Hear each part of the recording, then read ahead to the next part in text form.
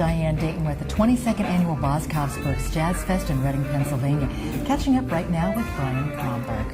Thanks for taking time, Brian. My pleasure. Had a good workout, right? Yes, I did. Yes, you did. I spritzed. You spritzed.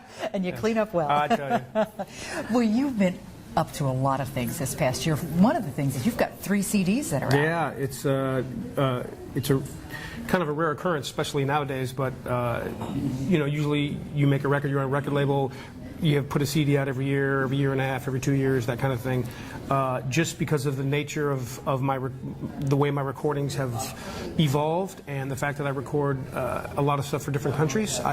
Two CDs that I previously recorded for Japan that I remixed and remastered here are also coming out at the same time. So I have a brand new jazz CD coming out June 5th, 2012, called Compared to That.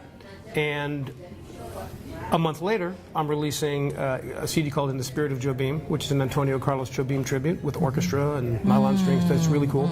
And a Jimi Hendrix record called Brian Bromberg Plays Jimi Hendrix, or Bromberg Plays Hendrix, which is really cool because I'm actually a huge Jimi Hendrix fan. So it's neat that they all kind of are coming out in one block, and for me it's exciting because I've never ever had that before in my career. So it's really exciting, and they're all completely different types of records. Yes. You know, one's a real acoustic jazz record, the other one is, you know, Brazilian world music, you know, that kind of vibe, and then the other one is just shredding Jimi Hendrix rock and roll. Has nothing to do with jazz except for the improvisation. Something for everyone. That's for me. I love it. I never do the same thing twice, and I love that. Yeah. So the new jazz CD, tell me a little bit more about that. It's really kind of a blend of my last 2 CDs, which is It Is What It Is, and the CD that I got nominated for a Grammy for, which was cool, Downright Upright. So what I did is Downright Upright was a 2-day live recording session, acoustic jazz. All the guys came to my studio, we just hit it, boom, and we just did it live. It Is What It Is was a much more produced, big record, arrangements, horn sections, all this kind of stuff. And what I did is I combined the 2. So we did 2 days of live jazz tracking, where we just played for 2 days and got all the basics done. And then I put the horns and strings and all kinds of stuff on top. So it was 2 days of actual live recording, and then 3.5 months of production and overdubs and edits. And it's like a pop record production, but the recording and the spirit is a live jazz record because it's 2 days of live recording. So it's really an interesting mix because you can hear the production, but all the playing is righteous. It's a jazz record. We're just going for it. So it's really exciting, and it's all acoustic bass except for one tune. I mean, it's a real jazz record. A lot of walking bass, horn section, a lot of bebop stuff. So it's fun. Yeah, it's really fun. There's a need to get more of this music out to the listener, and you've got a great idea what you're launching. Oh, it's thank radio. You. Well, it's interesting. Yeah, it's just, you know, the nature of the music business and the radio business and everything. I mean, things are evolving, and I think for us as humans on this planet at this time, we are in the transition. Technology is changing. It went from, you know, LPs to 8-tracks to cassettes to CDs. Now it's all, you know, poof, you know, MP3s and wireless and digital, and you know, we are in the fact that things are changing. So same with radio stations. Before it was AM, FM, now internet radio. So in all of this, in all my years of doing this, I just was snooping around one day and realized that, you know, there's all these internet radio stations, and there's a bunch of jazz stations and different things like that, but there was no radio stations that catered to, this sounds kind of funny, but catered to bass players. I'm a bass player. Well, if you think about it, there are thousands and thousands and thousands and thousands and thousands and thousands of bass players throughout the world. Most of them will never get a record deal. Most of them will never get on the radio. And I'm one of the lucky ones. You know, I've had hits, I've been on the radio, I've had a record deal my entire career. I'm the exception. All these guys and gals that have this talent and this musical desire, and they write and they produce and they play, will never see the light of day. So, based on the broadband, April 14th, 9 a.m. Pacific time, we hit the go button, and I hope it works. It's the first radio station totally focused on the acoustic and the electric bass.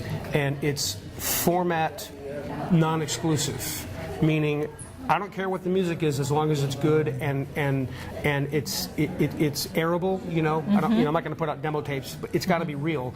But I don't care if it's jazz, acoustic, funky.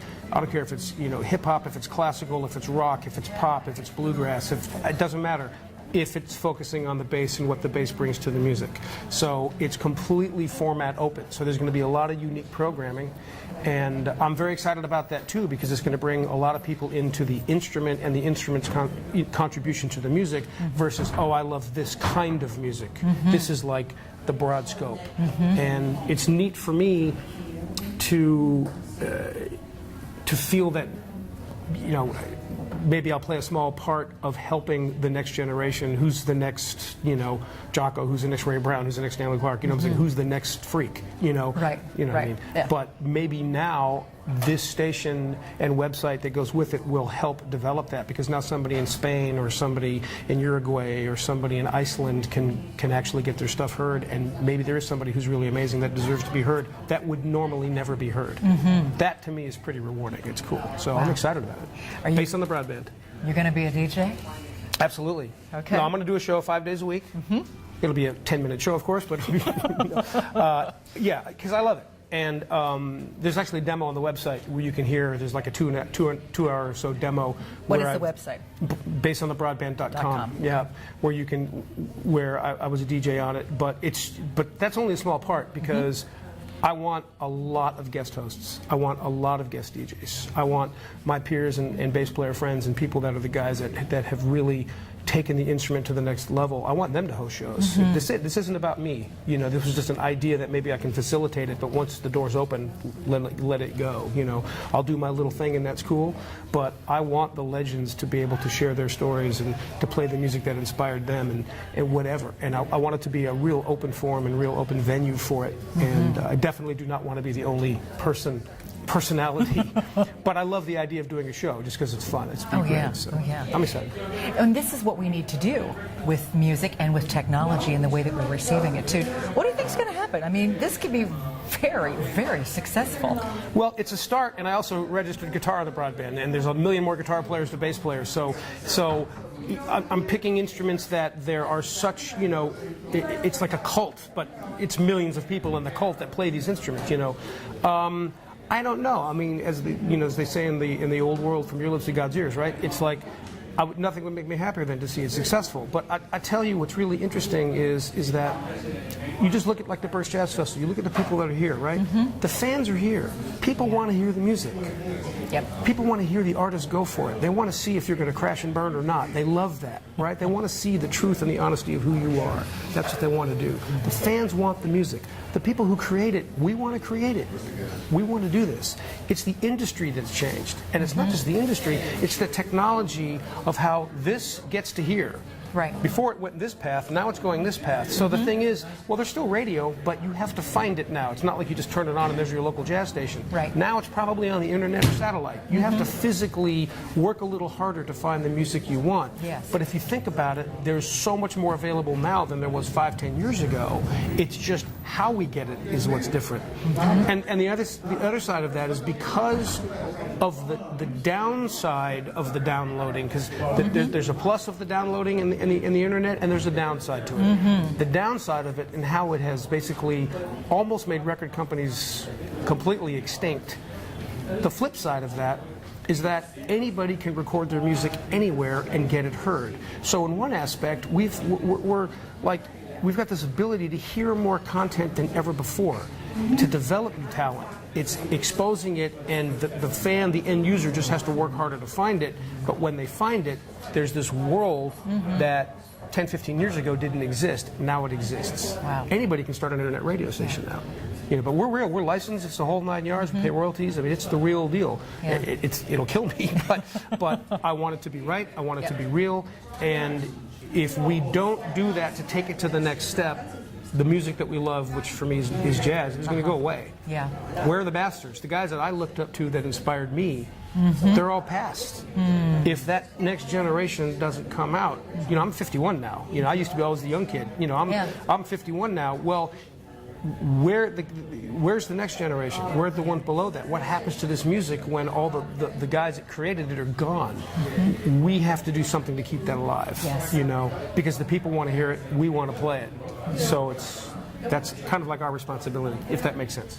Well, thank you for keeping it alive in I'm trying. the way that you're doing this. Thank you. And taking advantage of the resources that we have and what you know and the connections that you have. It makes total sense. It makes total sense, and because and it's interesting, and a lot of people have told me this, and it's not because I'm so special or anything. It's more of a situation of I've been in this business a long time, mm-hmm. from every side. I've been a player. Mm-hmm. I owned a record company. You know, I've done some radio stuff, so I understand the different aspects of the business. From all the, I produce, I own a studio, all these different things. So I've learned the business from all these different ways, and I've been blessed to have success. Yes. So it's like it is a natural. Yes, it is. So a natural. it's a neat transition. Yeah, you know, makes sense to me. Thank you so much for taking time today and sharing what you're up to and what you're doing. And Birch Jazz Festival. It's great. It's the best. Love it. Thanks so much again, Brian. Thank you. We're coming to you from the 22nd Annual Boscov's Berks Jazz Fest in Reading, Pennsylvania.